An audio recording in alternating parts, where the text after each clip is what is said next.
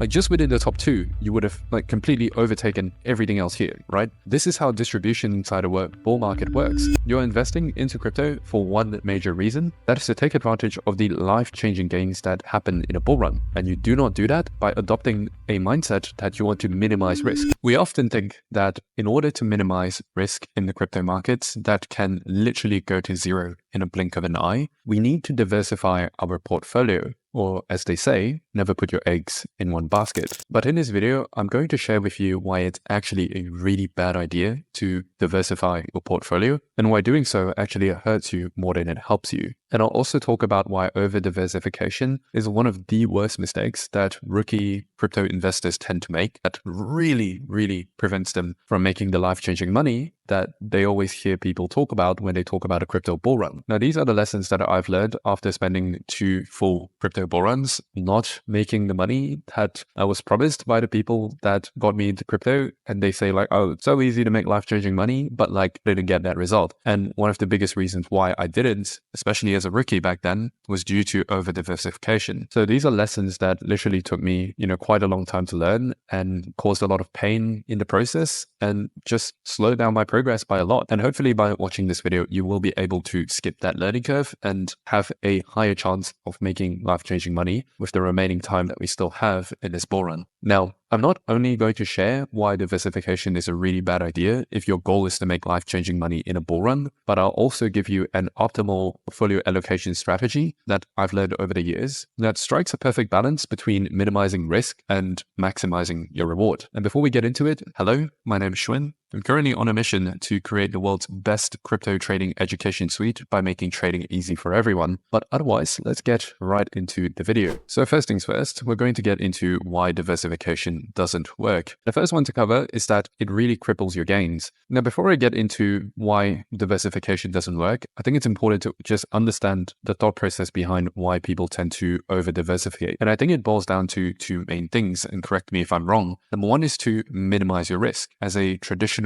investor, or maybe you've read some investing books, or maybe you've just listened to some investing advice, and they always say, never put all your money into one basket and always diversify. And so you bring that same mindset into crypto, which is a completely different beast. Now, just to explain what that means, crypto is very different from a traditional company in the sense that there is no real use case for crypto. I know there are grandiose visions of crypto changing the world and changing finance as we see it, and to bring the decentralization to the companies and to the banks and stuff like that. I know that that is what crypto was made for, but the reality of the matter is that for 99% of the cryptos out there at the moment, they are nothing but glorified shitcoins. They have no real use case, and the only thing that is behind why their market cap is that high is that there are a lot of people that seem to believe that it has some kind of use case and hence put money into it. So crypto is basically a game of who's the bigger fool. It's a game to see who is the last one holding and who gets to cash out their profits when it's at the top. You can also say that crypto is just a huge Ponzi scheme. And this is different from real companies where they have a use case. They are actually providing value to society by providing either some kind of service or some kind of product. And in contrast to crypto, that's different. And what you need to understand is that 99% of crypto, and pretty much just actually all crypto, will lose the majority of their value once we get into a bear market. Once the money stops flowing into the crypto markets, once people start losing interest, once enough people have cashed out and there's no reason for them to still continue going back in, the party's over. Like, just look at even the last bear market, which is like the most recent one from say 2022 to 2024. Like, just look at Bitcoin, for example. It went pretty much from $69,000 and down to what, 77% over the course of a year. Like, if you tell me that a real life, like traditional company is doing this kind of just loss of value, I would say that that company probably is a really terrible company and it's probably shit. And it's probably not something you want to invest into. Like, okay, Bitcoin is the largest one. Let's look at just even a random one like Solana, right? Solana in the last cycle was huge and continues to be huge. And it lost 97% of its valuation. It went from $265 down to $8. And these, by the way, are like good coins, right? Like even look at Ethereum, right? You cannot argue that Ethereum is one of the most like useful coins in all of crypto, in the sense that it is powering thousands of protocols and is a really huge reason why crypto is able to even function. Solana and Ethereum are those types of coins that actually have a real use case, tens of thousands of users daily. And yet, even Ethereum lost 81% of its valuation throughout the bear market. Even you look at AVAX, right? AVAX was, pretty big as well in the last bull market. And it's also a token with utility, and it lost 93%. And like, you don't even have to get me started on what happened to the meme coins, because the meme coins that have zero use case, like boom, right? Solana, Dogecoin, completely different types of crypto. One is way more useful in terms of utility. Boom, 93%. This is what I want you to understand about crypto, is that eventually it will all go to zero. It doesn't matter if you diversify into 20 coins to like spread out your risk. Those 20 coins are going to go to zero eventually. So you're essentially just like spreading your money out into 20 things that will do the same thing eventually, right? That's not diversification. If you're investing in crypto, you're investing into crypto for one major reason. That is to take advantage of the life-changing gains that happen in a bull run. And you do not do that by adopting a mindset that you want to minimize risk. Now, you don't have to go the opposite side of the spectrum and try to maximize risk instead, but diversification, or rather over-diversification, is a really terrible way to approach making life-changing money in a bull run. And the second main reason I believe that most people tend to over-diversify is to be able to spread out their exposure into multiple narratives. So you don't want to just be in gaming, for example. You also want to have some AI, and then you want to have some layer ones, and then you want to have some Bitcoin, then you want to have some this other thing. Right? It's just, there are so many shiny objects in crypto, and there's always so much going on, and every coin seems to be pumping every day, that you feel a lot of FOMO, and you want to be able to have exposure to all of these different narratives. And that is also a really bad idea as well, which I'm going to start getting into right now.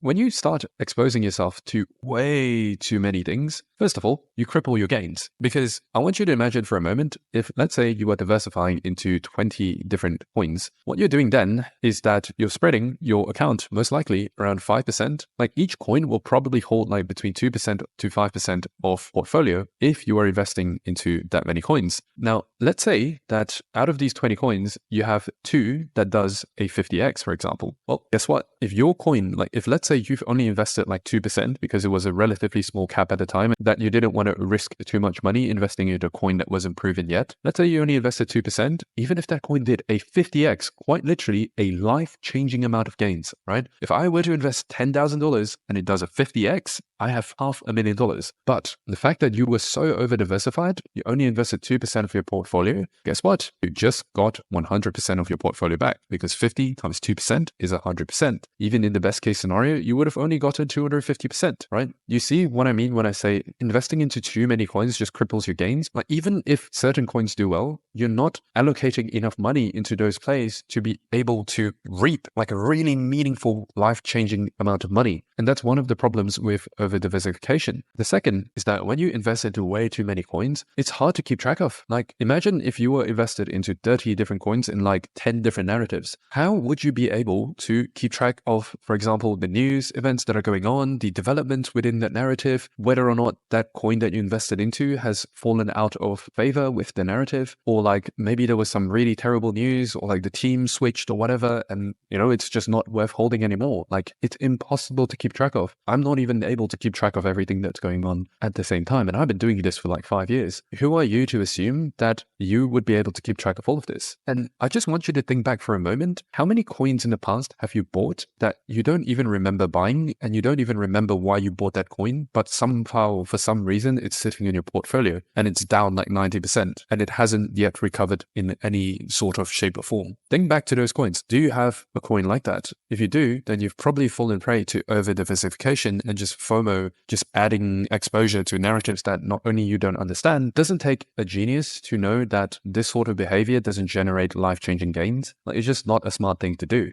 But what you do want from crypto, and the way to get truly get amazing results out of crypto, because this is such an amazing industry where you can go from zero, like you can be the nobody play. You have just as good of a chance as the average Joe next to you, or that millionaire who's sitting on a beachfront apartment somewhere in the world, to make life-changing money and to grow your wealth exponentially throughout the course of the bull run. But the way that you're going to make that a reality is by finding a strategy where not only are you able to diversify yourself enough to gain exposure into multiple narratives so that you're not just putting all your eggs in one basket, at the same time, not too much to the point where you are too overly diversified and you spread out your gains too much, or you just have too much to keep track of. So the way to do that is, this is a strategy that I came up with. It involves having alpha and beta plays. Essentially, just have between like 5 to 7 narratives, main narratives that you truly believe that it will perform well during this bull run. And then from those 5 to 7 narratives, you want to have an alpha and beta play for each narrative. So the way that this is going to look like is, for example, let's say this is narrative 1.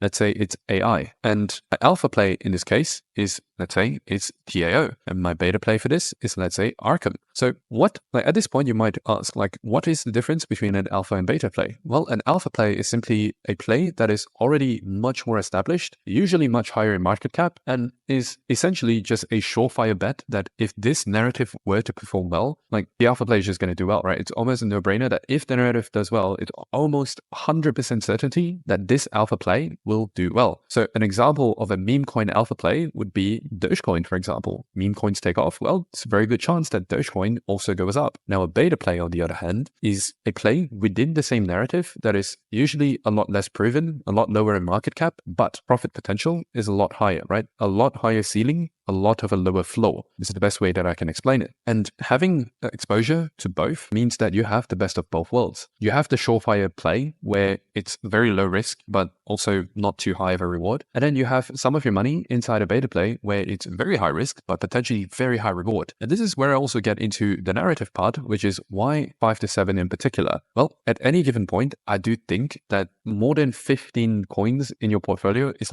15 is the cap that I would just put it at. Anything more than that, and you're truly spreading yourself way too thin, even 15 is quite high up there. Usually 10 to 12 is a much better number, to where you have a sizable amount of money in each narrative and each play. And if any one of them were to take off, well, guess what? You're going to be making some pretty good money. And also, one other thing to note is that in every bull market, a handful of narratives that are responsible, that basically account for the majority of the gains throughout that bull run. In the last bull run, we saw layer ones that took off, right? Solana basically did 100x, AVAX did a 50x, BNB did a 50x pretty much, or a 20. Layer ones, right? They were one of the top narratives. You had gaming with AXS, you had Axie Infinity, you had Gala, Sandbox, Mana. All of them basically did 20 to 30x's. And then you had also DeFi, which did really well, right? It's just a handful of narratives. If you just made a bet into any one of these narratives, you would have done amazingly well. In the last cycle, gaming and layer ones was that for me. And one of the main reasons why I was able to grow basically $20,000 to $1.1 million just in the last bull run alone was because not only did I allocate myself into 2 of the top performing narratives in the last bull run, which is layer ones and gaming, but I also allocated a sizable chunk of the portfolio and not spread myself too thin to the point where even though that narrative took off, I didn't have enough money inside, right? And that's a big reason for my success. And if you look back even to the 2017 bull market, you have, ICOs, which is very notable. You had the Bitcoin, sort of clones or stuff that's trying to replace Bitcoin. Those were really big narratives back then, but completely fell off the wagon in 2021. Just to give you an idea of how many of the old narratives never make it to the next narrative, I believe there was an observation done where out of the top 50 coins in the 2017 bull run, only 8 of them even made it,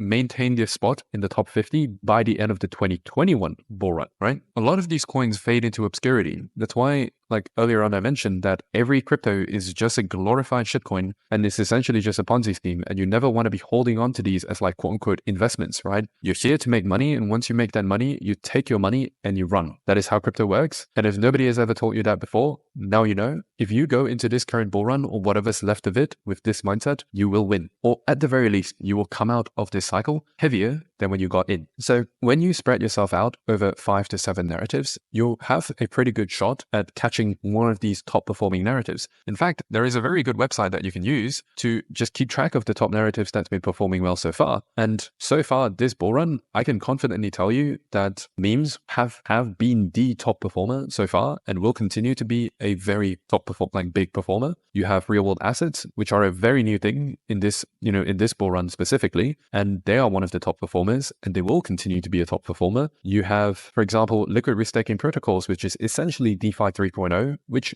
has also been doing exceptionally well, as you can see here. Like, these are narratives year to date, by far and ahead. Number one is meme coins. Number two is LSDs. Number three, world assets. Number four is identity. Number five is your account abstractions. No idea what that is. And then AI. So I can confidently tell you that, AI will be one of the biggest narratives this time around. But you can see how out of the 25 different narratives that you can potentially invest into, outside of the ones that are absolutely doing horrendously, you have pretty much 6, right, that account for the majority of the more than the majority of the gains. Just within the top 2, you would have completely overtaken everything else here, right? This is how distribution inside a bull market works. This is just like how real life, you have the top 1% earning 80% of the world's wealth. And even amongst the top 1%, just the top 20% of the top 1%, they also own 80% of all the wealth that is present in the top 1%. I hope that doesn't confuse you, but this is just the way life works. And this is the way crypto works. You do not need to diversify yourself into 20 different narratives, because there are only a handful of them that will outperform the markets by a very sizable margin. And so 5 to 7 narratives just gives you a really good shot at catching those. And then, so you essentially, this is the blueprint. You have 5 to 7 narratives that you pick. Stick closer to 5 if possible. But if you have more that you're just interested in and want to invest in, sure, go for 7. So 5 to 7. And then in each one, you want to have an alpha play, basically a higher market cap play that is very high floor, but low ceiling. And then you want to have a beta play, which is low floor, but high ceiling. And this gives you a really good balance of not only minimizing your risk, but also maximizing your reward, and just keeps you within the optimal range of diversification where, again, you're just minimizing risk, but also maximizing your reward. And then you just repeat this, right, for whatever narratives that you pick. So let's say narrative number 2 is you want real world assets. Alpha would be Ondo and beta could be token or TrueFi, right? Could be either one of those. And then you just repeat this blueprint until you complete your narratives, and boom, you just have a really optimally allocated portfolio that will maximize your chances of making life-changing money this bull run. And by the way, if you're in this bull run right now and you are struggling or just not seeing the results that you thought you would see from a crypto bull run, and you want to take advantage of this bull run before it's too late, feel free to check out the first link in the description box below. It's just a website that shows you how my service is able to help you solve your problems. If this is relevant for you and you'd like to take advantage of all of this before it's too late, then the link is there whenever you feel like clicking on it. But otherwise, if you enjoyed and found value from this video, drop a like. It does truly make my day. And if you want to see more content just like this, make sure you subscribe. And if you want to see a video on a topic you'd like covered, drop it down in the comment section below. Otherwise, thank you so much for spending your time with me today. And I'm wishing you a blessed day. Cheers.